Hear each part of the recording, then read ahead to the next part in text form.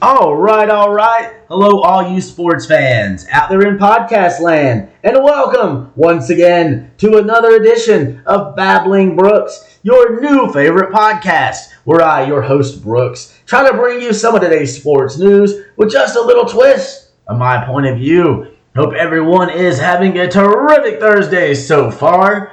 Almost made it through the week. I've almost made it through my weekend. 2-day weekend. It goes quick no matter which 2 days it is. Hopefully get out there and enjoy the nice weather this afternoon before coming home and watching some Thursday night football. And our beloved Braves try to clinch home field advantage all the way to the World Series if we go there. Because as of now, the Braves last night with their victory over the Cubs clinched home field advantage through at least the National League side of the playoffs, so the NLCS. So big win for the Braves. Of course, we'll go more into detail on that in just a moment. Talking a lot, of course, about Ronald Acuna Jr., who I very, very confidently feel like I can say should have cemented himself as the most valuable player, not only in the National League, the Major League Baseball, but in the fucking world. It's just like not a doubt at this point what he's been doing, creating new clubs day after day. And it's not just like meaningless statistics. Like, he's not just putting up numbers for the sake of putting up numbers, you'll see. Like, he's having a big impact in almost every game. Like, these steals, are leading to runs. Like, in this case last night, spoiler alert, the winning run. So we'll get more into that in a second, of course. Other things we will talk about today. Braves will be the main focus. Going to go a little bit in on that Damian Lillard trade going to the Milwaukee Bucks. All this time with the Heat. They say he wants to go to Miami. No other team really seemed to be emerging. There were rumors that the Raptors, but didn't seem to be a lot going on. But the Bucks, sneakily kind of behind the scenes, kind of doing their thing, not wanting to let a lot of people and teams know what they was doing, what their movements were. And then the Blazers, already were talking to the Suns about being a third team in the deal. So the Blazers end up with Drew Holiday, who they're probably going to trade so they can get some more return and, build the team around DeAndre Ayton and their young guards. So we'll see how that goes. Trading centers with the Blazers and trading point guard. With the Suns and trading point guards with the Bucks. And, Giannis and Damian Lillard, looking like could be a game-changing duo in the East. We'll talk about that, of course. And we'll give a quick little preview on tonight's Thursday Night Football, kicking off NFL Week 4 as the Detroit Lions go on the road to Lambeau Field. Jordan Love coming off that big first win at the home opener at Lambeau last week. Can they do it 2 weeks in a row? Stay tuned to the end for my thoughts on that. But first off, as promised, let's deep dive into our beloved Bravos taking the second game of this series. The Chicago Cubs visiting Atlanta and Atlanta-ish. The Cubs, Dansby Swanson talked yesterday. The first game of this series was his first game in Truist Park as a visitor. And, kind of a quiet game. Doesn't really do much in this one. Either does get a hit, score a run again. So he's had a run in both games. But the Braves offense, man, even when they get in a hole, like they just ready to dig themselves out of it each time, finding a way. It's like there's no quit in this team. Like, they know that they've got the talent. They got the good vibes going too. Like, that anybody can step up in this lineup and have a big hit. And it was Ozzie Albies, would be the big hit guy. But obviously the big story in this game, Ronald Acuna Jr. making history on a daily basis. Gets 2 steals in this one. And that gives him 70 stolen bases on the season. Only 2 away from the modern Braves record by Otis Nixon, who had 72 back in my early days of watching baseball. And then, of course, like the all-time Braves records goes back to like the 1800s when there were just some ridiculous numbers like, King Kelly Billy Hamilton, not the one that played for us a couple years ago, even though he was fast. Like I read an article earlier, but yeah, it was those guys that were getting some like 80s. And, Acuna's not going to get to 80. As impressive as that would be, I think there's only 2 players in the 20-80 club with 80 stolen bases and 20 home runs. So if he was able to do 40 and 80, that would be something. But he's not going to get 10 stolen bases in the last 5 games. Like he's not going to steal two stolen bases a game going out. So 70, I think at 72, 73 is going to be the most he's going to get, because you don't want to have him out there just for the sake of getting the number when he's already done just so incredible and pretty much should have himself locked in as the most valuable player at this point. I don't know how you can really say that. I feel like there was that point where Mookie, with the amazing August he had at the beginning of this month, it was like, well, maybe, he could do good enough if he finished strong. But Acuna just went on a tear, because that was around the time it didn't seem like Acuna was going to get 40 home runs. It really didn't. But he changed the narrative a little bit there and went on a nice little roll. And this was back-to-back games. He starts out 0 for 3. And then comes, had the home run in the previous game. And in this one, comes through with actually I'm trying to look something up while I talk. Coming through with not just the stolen bases, because he had number 69 earlier in the game. Finds his way home. Number 70, after getting on base. And not only did he get on base in the 10th inning and then steal a base, but before he did that, in the process of getting on base, he sent Kevin Pillar home. So just like that, the game is tied. Ronald Acuna Jr., his 104th RBI on the season, ties the game. That'd be an incredible amount wherever he is hitting. He's hitting leadoff. And yeah, they're only, after the first inning, there are a lot of, the leadoff guy just depends on the inning. But so, he does have chances with people on base like this, obviously, later on. But that's a lot, 160 at-bats where nobody's on base. You're still just getting, RBI, 104 RBIs. And then when he gets over to second base, that sets it up for Ozzie Albies, who also started the scoring in this game with a solo homer in the first, finishes the scoring. And this is the last 3 times the Braves have won a game on a walk-off.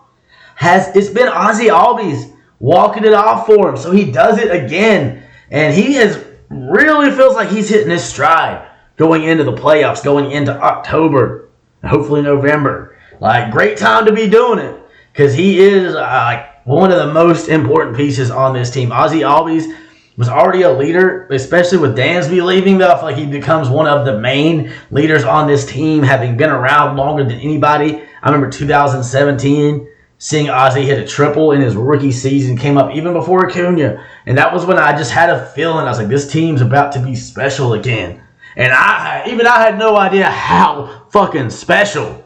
But, it's been an incredible run ever since then. Yeah, Acuna, I'm trying to say, the last month, he's got 12 home runs and 25 RBIs. He's 2 home runs the last week. So it's just like he was already having an incredible season, and it's like he somehow got better. Like the last 2 weeks, he's hitting 350. Over the course of the last month, so almost covering the full month of September, he's at 342. I know I've said it, but just what he's been able to do, and a big part of that, and I've talked about how he's cut the home run, cut the strikeouts. I mean, this whole team has really done that. Just got to give credit to coaching, at least partially on that, for it to be that across the board. But Acuna has done it at an almost unprecedented level. He's cut his strikeout rate. It was 23.6% last year. And through the course of his career, it's been somewhere between 23% and around 30%. This season, which it was impressive when it was a halfway point, because it's been throughout the year this has been noticeable. But this late in the season, his strikeout rate is only 11%. That's right, 11%. More than cut it in half. It's the biggest drop-off, because it's 12.3 or whatever, 12.4%. decrease overall from one year to the next. That's more than anyone else in the history of baseball, except for one player, Mark Bellinger, who from 1968 to 1969 dropped it about the like slightly more, and he was not anywhere near the hitter Ronald Acuna was. He did have a home run in the ALCS 1970. And, he was a big part of that Orioles. We talked about Brooks Robinson, Frank Robinson yesterday, 1970 World Series champions, Baltimore Orioles. Mark Bellinger was a Gold Glove player on those teams. But in his career, he had 20 career home runs. So for Acuna to be able to cut the strikeouts the way he has and, be hit for power. Because normally most of the time I've watched baseball, strikeouts, having a high strikeout rate is acceptable for higher home run hitters. Just expect it as part of swinging the bat hard a lot of times. That you're gonna when you connect, it's good. It could be some beautiful stuff, but you're gonna have a lot of misses. But Acuna seems like he's just not missing fastballs quite like he used to. He's just finding a way to hit so much. And I know some of the guys have credited to him. This is the first full season he's played since 2019, when the Braves had that disappointing end to St. Louis, which I was there for part of that in the playoffs. And then I think 2020 was COVID, short year. 2021, Acuna got off to a great start.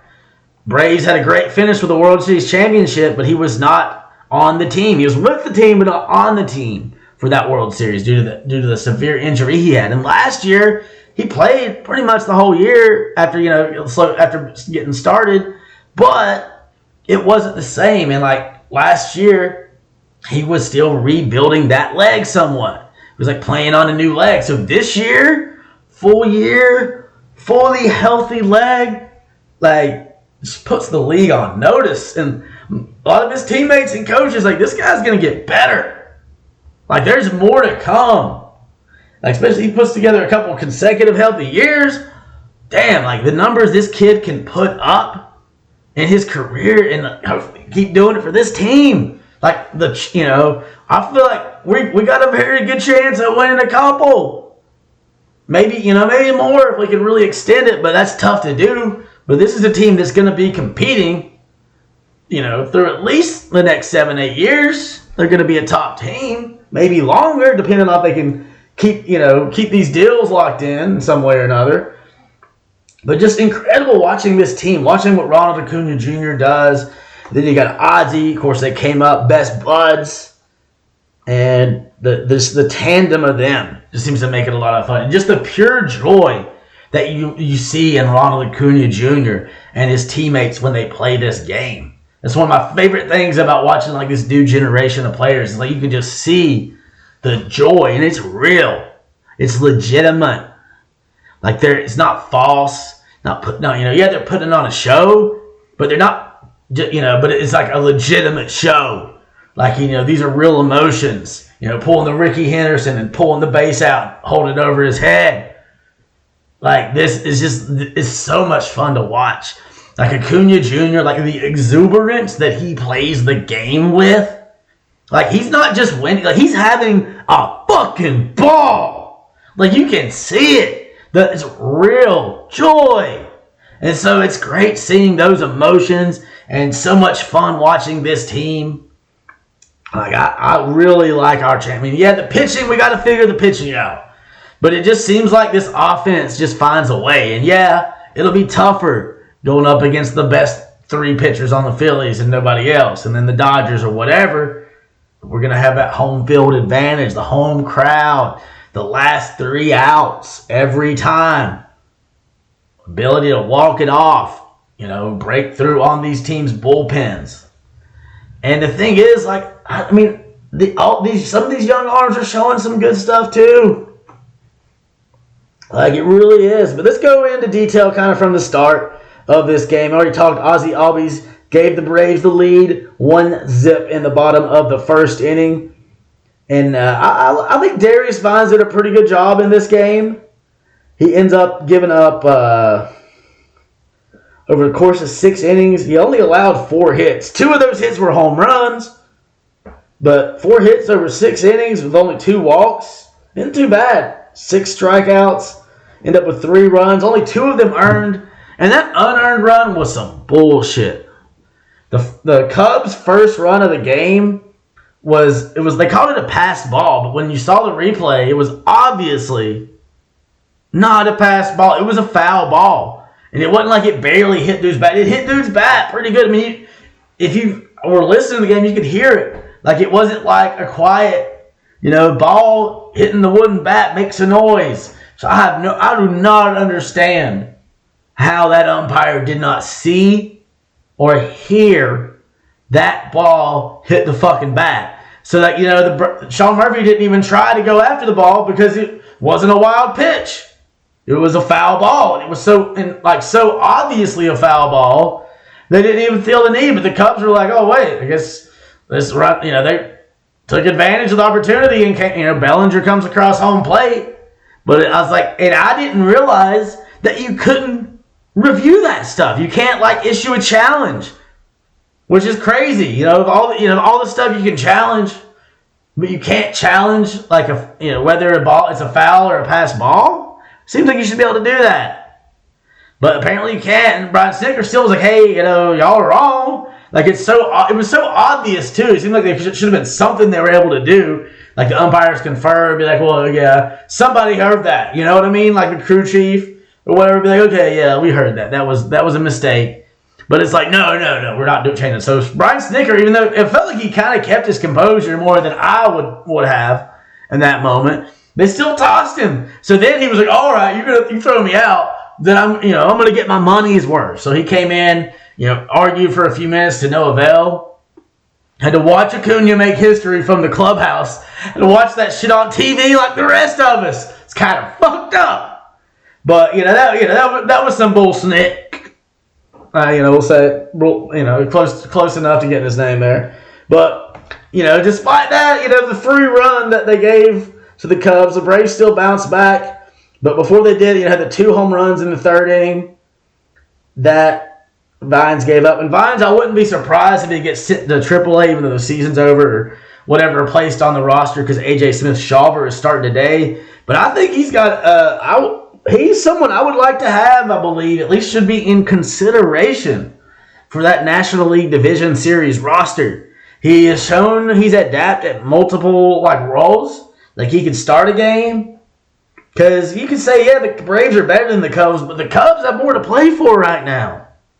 This is a team that's been had a couple of good months here lately, but not been able to close in on the Brewers after having a chance to do that.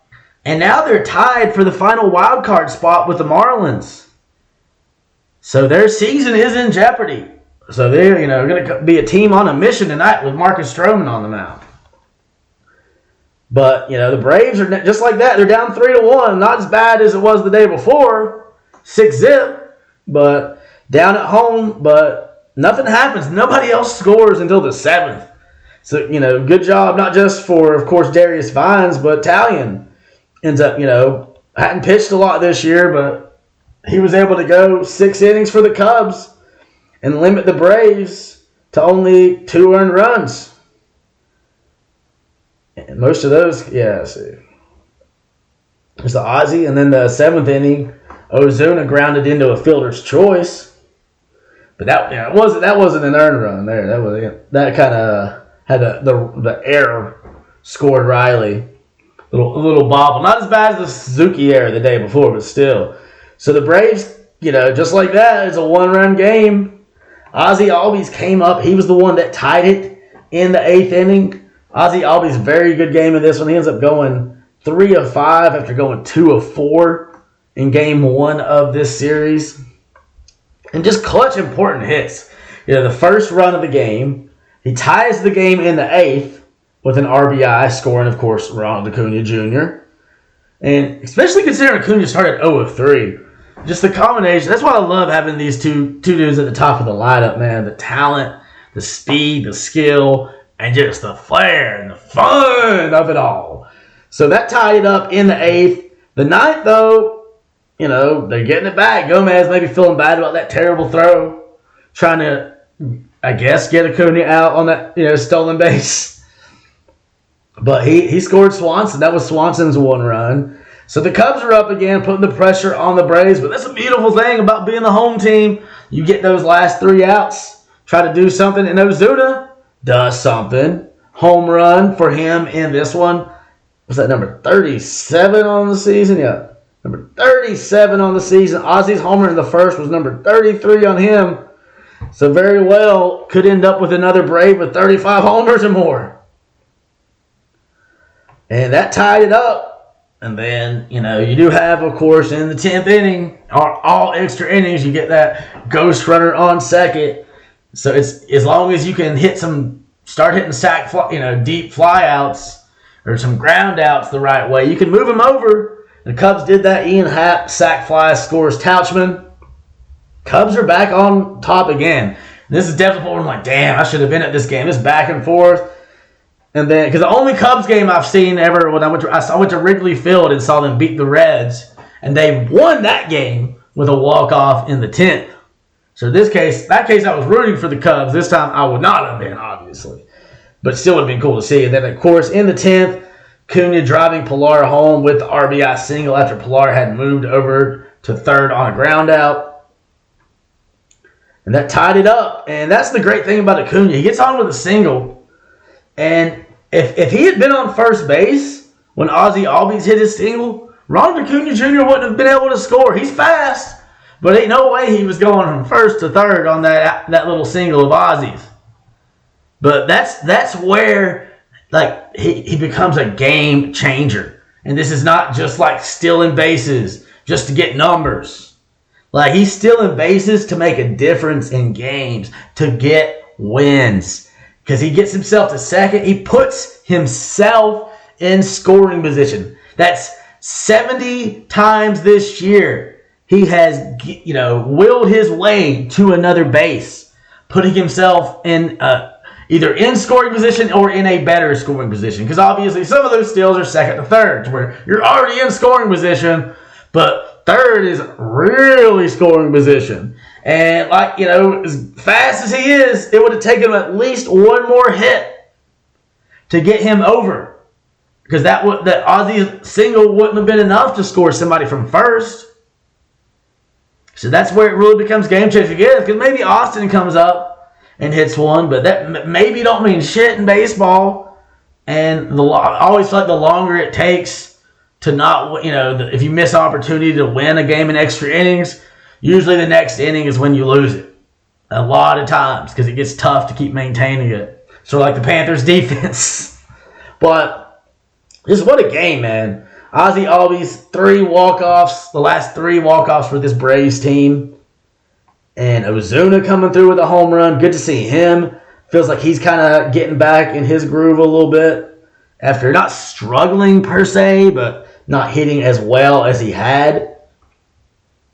Now, see the last 7 days, 2 home runs the last week.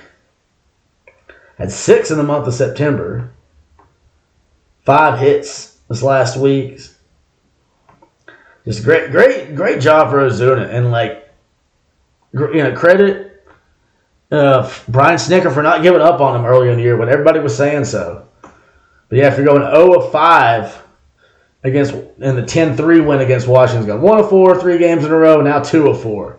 So Ozuna getting it right. Ozzie Albies has just had an incredible last couple of weeks. It feels like he is really hitting better and better.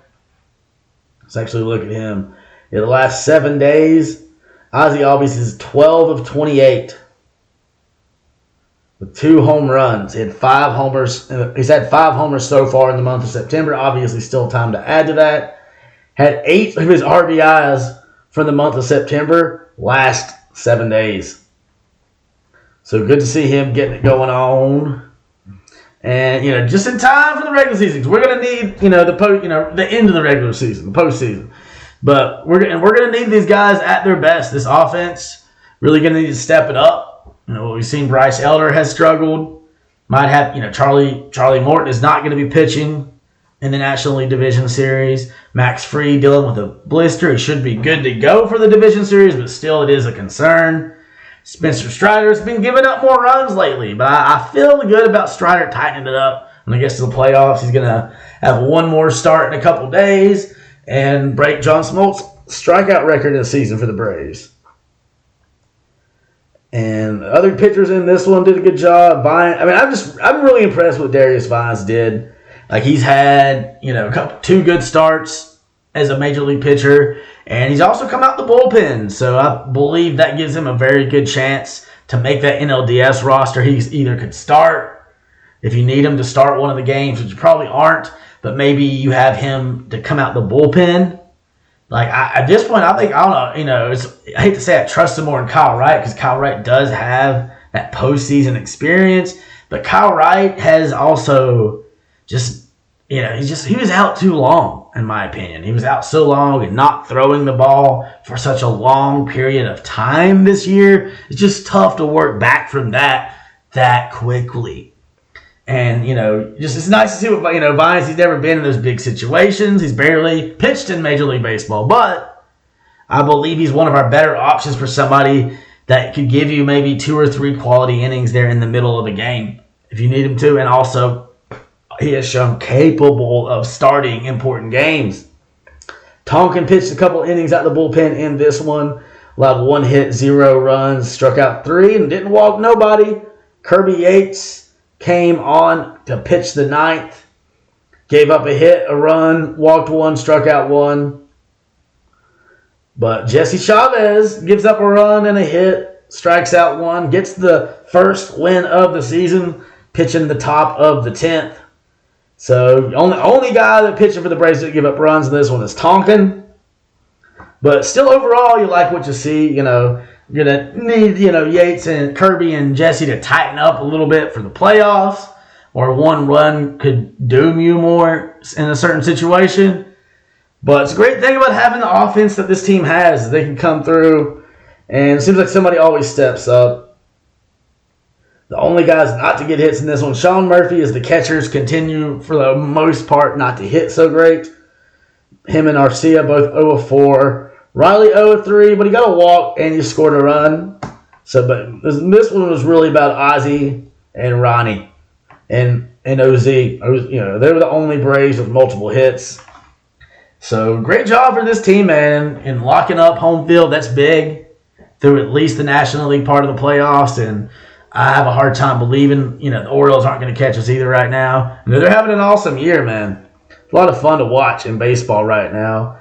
And the Mariners did lose to the Astros last night. So they're a game and a half behind the Astros for that last spot in the West, in the American League right now. Whereas the Blue Jays are half a game ahead of Houston. And that's 4 games left for the Blue Jays. 3 games left for the Astros. And the Phillies, of course, definitely the top wild card. Diamondbacks looking like they have clinched that number 5 spot, and they'd be playing the Phillies. Winner of that team would play the Braves. Right? It's looking like it's shaping up to be a battle for the last 2 spots. Or you got the Padres aren't technically eliminated, but they might as well be. The Marlins and the Cubs tied. They both got 82 wins heading into the last 4 games of the year. And then you got the Reds, man. They're still nipping on the buds. They lost last night, so they're not helping their case. Them and the them and the Cubs have both lost 6 of the last 10, while the Marlins have won 6 of the last 10, so helping their chances.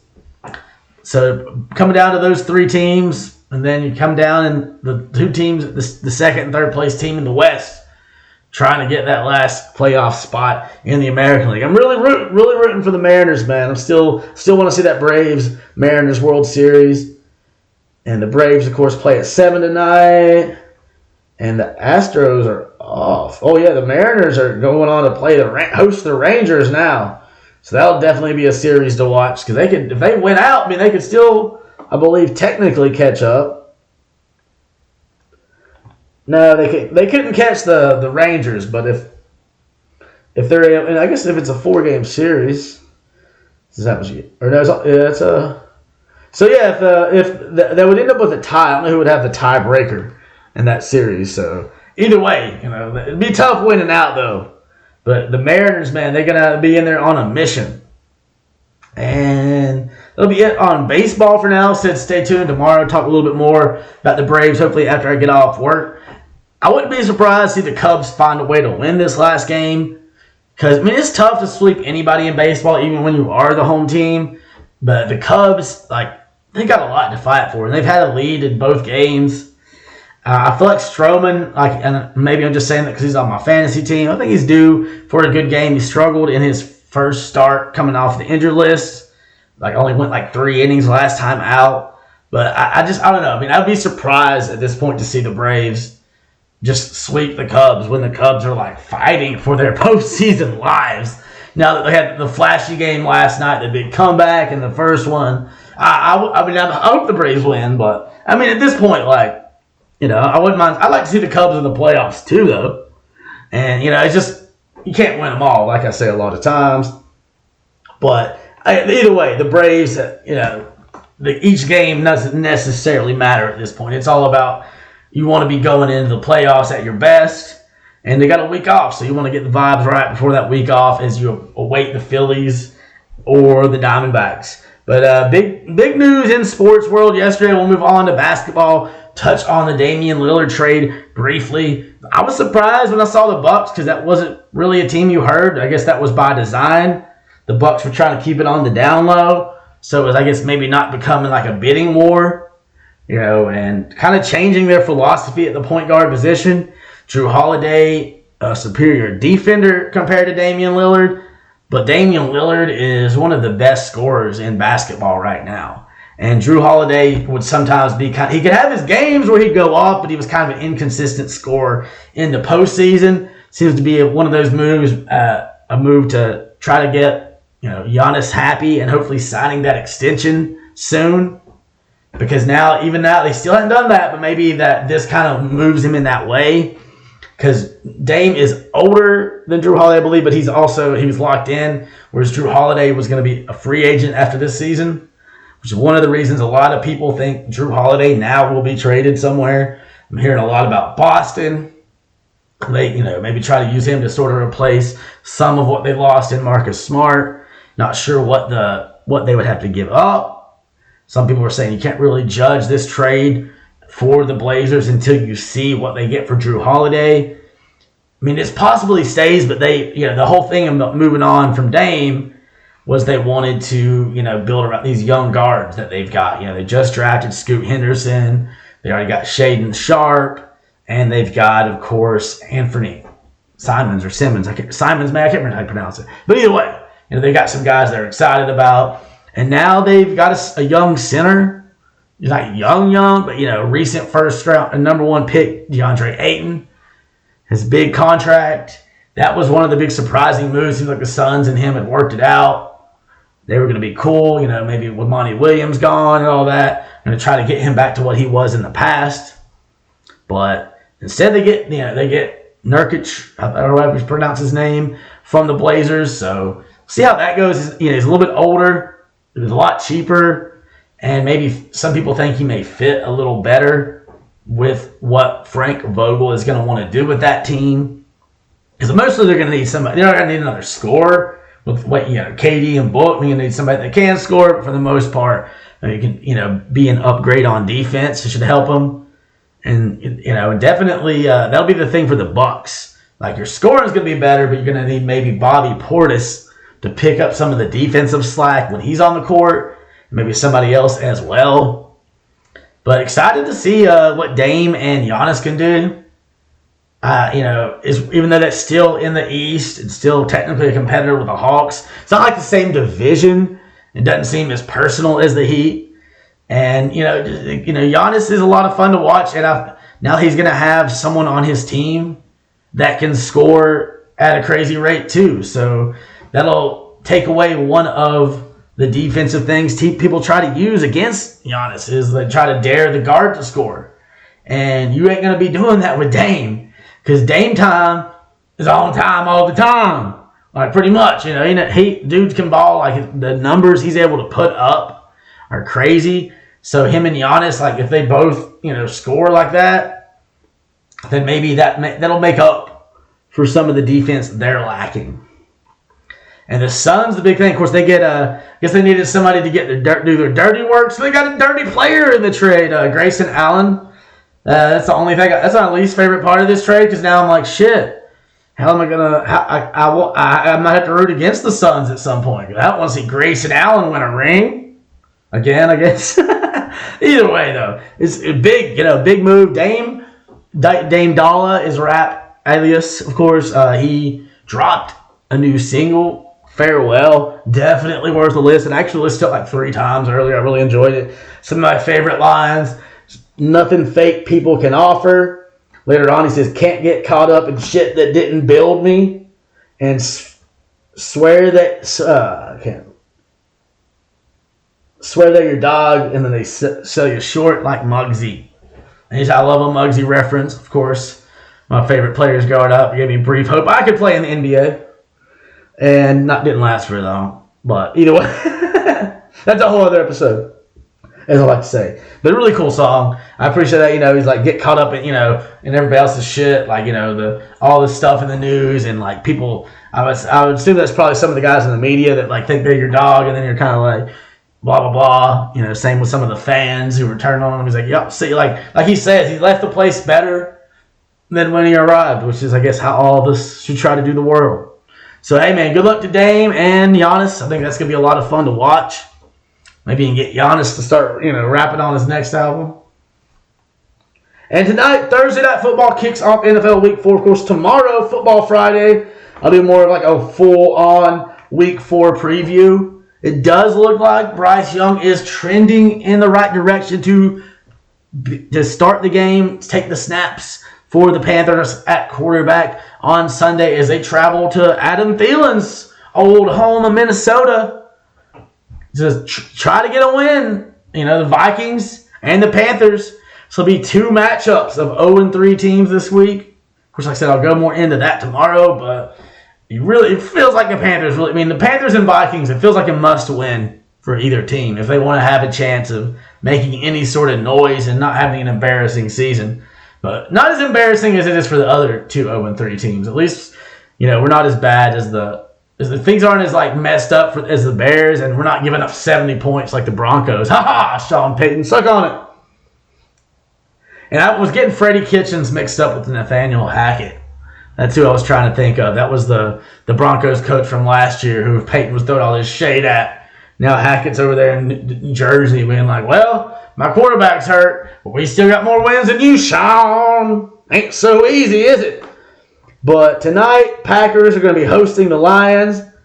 And this is going to be, I predict a Lions victory. Last week, I was like, you know what? Like, Jordan Love's going to win the home opener. And he did by outscoring. After not scoring at all in the first half, they shut out the Saints 17-zip. So the defense, if they can step up, maybe they can squeak a win out. But I think the Lions, after losing at home to the Seahawks, getting the win last week against the Falcons, sort of righting the ship. That young tight end, the rookie, local guy for them, looks like he's looking good. Goff ain't golfing off. Like I think the Lions gonna find a way to win this game to start out the week. And we'll see what happens, though. I think it's like Aaron Jones still hurt, I believe. So, if he's able to play, that could make a difference. He's listed as questionable, missing both starting guards. One of them already out, the other questionable. Christian Watson, questionable. Well, the Lions got most of their, running back questionable, but they've had the Montgomery. But Gibbs has really kind of been stepping up as well. And just have to see how that goes. But I think Amon St. Brown, I think he's going to have a big game. Probably ends up with the winning touchdown catch in this game. But hey, man, that's going to be it for me today. Hope y'all enjoyed Babbling Brooks today. Come back for more of your new favorite podcast tomorrow. We'll be doing Football Fridays, looking at the NFL and college football upcoming weekend action, man, including Deion Sanders. Another really tough, even tougher matchup, maybe Caleb Williams and USC. They're in LA I'm still hoping. I'm thinking, wouldn't be surprised. Everybody's going to be rolling them out after what happened last week in Oregon. But I don't know if I would do that. But more on that tomorrow. Come in, tune in. You're gonna love it. Hopefully. But anyway, thanks for hanging with me for this. Hope y'all have a great day. Enjoy the rest of your week. Going into the weekend, baby. Peace out.